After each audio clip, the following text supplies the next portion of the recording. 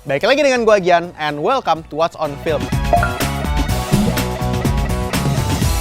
Prediksi plot film Resident Evil rebootnya Netflix. Sukses membuat adaptasi game yang dicintai oleh para fans game dan penonton barunya, The Witcher, Netflix melebarkan sayap lagi nih untuk mengadaptasi game dari Capcom yang sebelumnya sudah pernah digarap Pentalagunya dengan Imho Resident Evil yang itu. Dilansir dari Deadline Hollywood, Geek Tyrant dan sudah ada juga nih di What's On minggu lalu kalau misalnya mau tahu detailnya.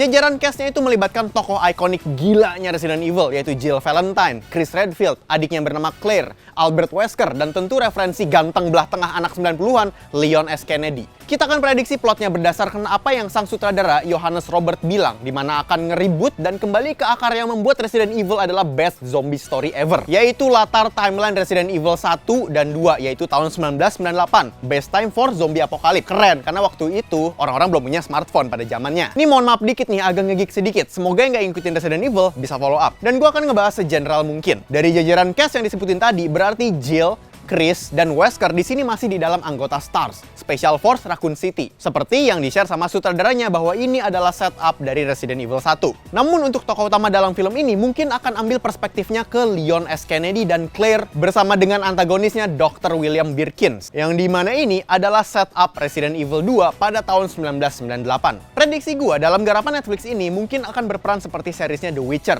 yaitu mengisi gap kosong antara Resident Evil 1 ke Resident Evil 2 sampai selesai. Tapi mungkin juga di sini akan ditutup dengan kisahnya Jill Valentine di dalam Resident Evil 3 dengan sedikit adjustment nih karena mereka semua di dalam satu film. Tyrant atau sosok superhuman yang kayak Terminator mengejar Leon dan Claire di Resident Evil 2 itu diadaptasi menjadi Nemesis. Karena di dalam filmnya nanti bakal ada Jill Valentine yang dimana itu adalah kisahnya Resident Evil 1 dan 3. Sampai sini masih follow up?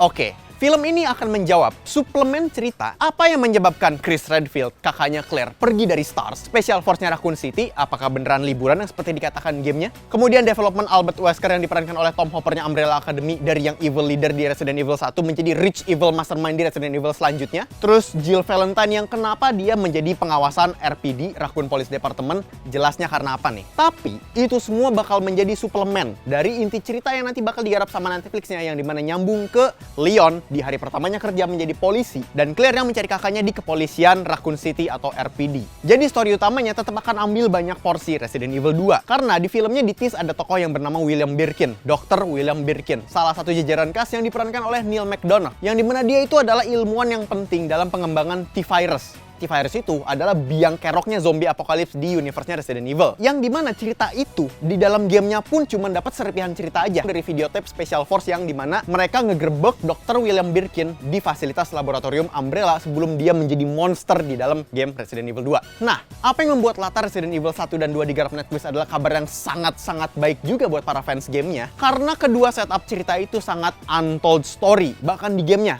Namun, dengan untold story yang seperti itu pun, gamenya sudah menyajikan storytelling yang luar biasa keren. Dan bahkan umur kekerenan cerita itu sampai berpuluh-puluh tahun. Jadi seperti bagaimana yang Netflix lakukan dengan seriesnya The Witcher, film Resident Evil ini semoga akan menjadi story yang luar biasa sebagai film, tapi menjadi nakoda yang luar biasa juga buat yang penonton baru mau main gamenya. Untuk ngobrol bareng tentang film ini sama orang yang main gamenya selama berpuluh-puluh tahun. Kalau misalnya kalian suka dengan seputar film dan game, lu bisa cek website kita di kincir.com. Karena di sana bahasan soal film dan game, lu bisa langsung aja ke dalam websitenya. Oke, cukup untuk What's On Film kali ini. Sampai jumpa di What's On berikutnya.